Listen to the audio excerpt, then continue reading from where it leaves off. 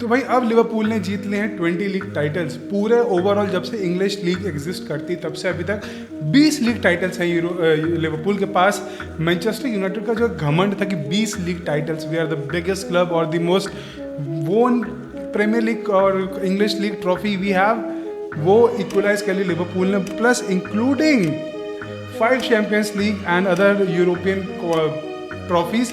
Now the Liverpool is the biggest club of England. ये मैंने नहीं कहा, गैरी नेवल ने खुद एडमिट किया, तुम पढ़ लो, ये लिखा है यहाँ पर। गैरी नेवल ने खुद एडमिट किया कि right now Liverpool is the biggest club of England. Manchester United के दिल पे जितना भी पत्थर लग रहे हो, दिल टूटा हो, लेकिन सिंस सर एलिस फर्गसन गए हैं, उन्होंने एक यूरोपा जीता है, यूरोपियन उसमें एक यूरोपा, जहाँ मुझे याद है FA कप और काराबाओ कप जीता है और एक कम्युनिटी शील्ड जीती है। सिंस सर एलेक्स फर्गसन के जाने के बाद Manchester United is in ruins.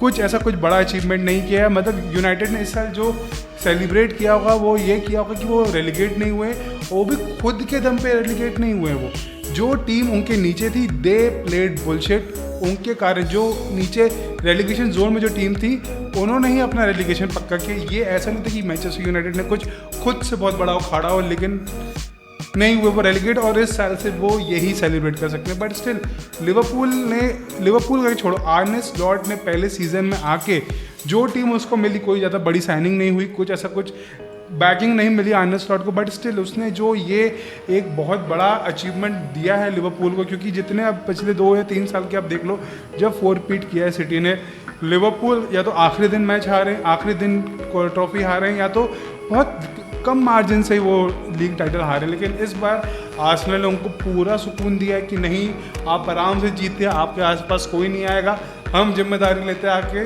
हम सेकंड रहेंगे, लेकिन हम किसी को सेकंड नहीं आने देंगे। एक तरीके से अगर सेकंड पे होने के लिए कोई लीग टाइटल होता तो वो शायद वो आर्सेनल के पास होता इस समय। बट स्टिल लिवरपूल का ये साल बहुत अच्छा जा रहा है, क्योंकि जब से जो है 25 चालू हुआ, मोहम्मद सलाह ने एक्सटेंशन साइन कर लिया, VVD ने एक्सटेंशन साइन कर लिया, ट्रेंट शायद जा रहा है, जा ही रहा है, नहीं जा रहा, अभी इस बात में मुझे पक्का नहीं है, but still he is almost gone. वो चैंपियंस लीग से बाहर हो गए, बहुत सारी चीज़ें हुई, लेकिन still they manage to win the premier league. उन्होंने यहाँ फंबल नहीं किया, यहाँ पर उन्होंने ईजिली स्पर्स को रिचार्लिसन के मुंह पे हरा के लीग टाइटल उठा लिया है, और 20वां टाइटल भाई, मतलब क्या बोलूँ मैं, मतलब it's a very big achievement for Liverpool. मतलब 5 साल आपने जिस चीज़ के लिए इतना स्ट्रगल किया, जिस चीज़ के लिए इतनी मेहनत करी, वो आखिरकार आपको मिल गई, वो भी it's a very great thing. मतलब यार कम ऑन, 20 लीग टाइटल्स, और मैनचेस्टर यूनाइटेड घमंड तोड़ने का प्लस पॉइंट तो और मिलेगा। बट स्टिल यहाँ पे लिवरपूल को बहुत बड़ा कॉन्ग्रेचुलेशंस।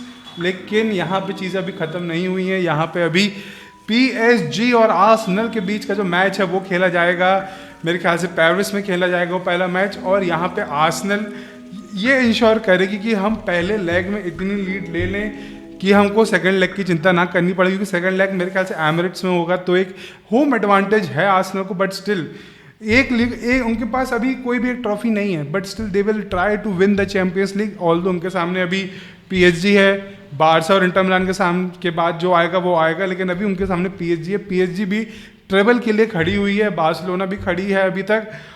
इंटर मिलान ट्रेबल के रेस से बाहर हो गए क्योंकि उन्होंने कोपा इटालिया हार गए शायद, तो वो उस रेस से बाहर हो गए। लेकिन अभी PSG और बार्सिलोना खड़े हैं ट्रेबल की रेस में। अब ये देखना है कि इनके बीच में होता क्या है। आर्सेनल में ज़्यादा इंजरीज नहीं है, लेकिन अगर वो जैसा रियल मैड्रिड के अगेंस्ट जैसा खेलें, वो वैसा खेलें, तो it would be easy win और ईजी ड्रॉ कम से कम लेके आ सकते हैं। आर्सेनल की मेन ऑब्जेक्टिव होगा कम से कम गोल कंसीड करना या फिर ड्रॉ लेकर आना वहाँ से।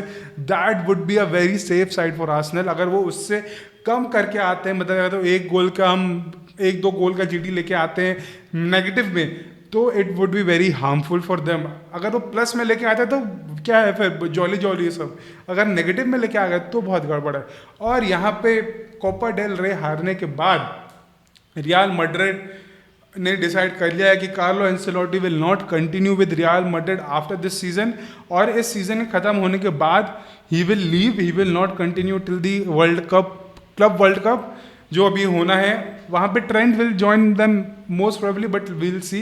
लेकिन हाँ ये बात पक्की, कार्लो एंसेलोटी नहीं होंगे तब। और यहाँ पे जो रूडिगर का जो बिहेवियर था कोपा डेल रे के एंडिंग में, जो मेरे को पता नहीं, समझ में नहीं आता। I am not able to respect that guy even though I will try so much, but नहीं आती उसकी हरकतों के कारण। पूरे मैच में उसकी इतनी हरकतें करी, उसको रेड कार्ड नहीं मिला। और उसने जब रेफरी पर अटैक करना चाहा तो उसको बैन मिला है मेरे ख्याल से 4 या 5 मैचेस का बैन होगा, क्योंकि एज अ रियल मैड्रिड गाय आपको ज़्यादा बैन नहीं मिल सकता। लेवेंडोस्की को ये करने पे 3-4 मैच का बैन मिल गया था, आपने रेफरी पर अटैक किया, आपको सिर्फ 4 मैच का या 5 मैच का बैन मिला है। And that's okay with it, everyone is very habitual to that. But still Rudiger की ये सोच है कि ये जो उसको टाइम गैप मिला है, ये चीज़ वो अपनी नी सर्जरी पे कंज्यूम करना चाहेगा। नी सर्जरी करवा के फिर रिकवरी करके he will try to come back till club world cup. लेकिन यहाँ पे कार्लो एंसेलोटी जो जा रहे हैं, उसके बाद 2 नाम सबसे पहले जो आ रहे हैं, 2-3 थे, एक ने तो सीधे मुंह पे मना कर दिया। एक जो पहला नाम था योर्गन क्लॉप, एक जो ये इसकी माँ का, एक जो नाम था योर्गन क्लॉप,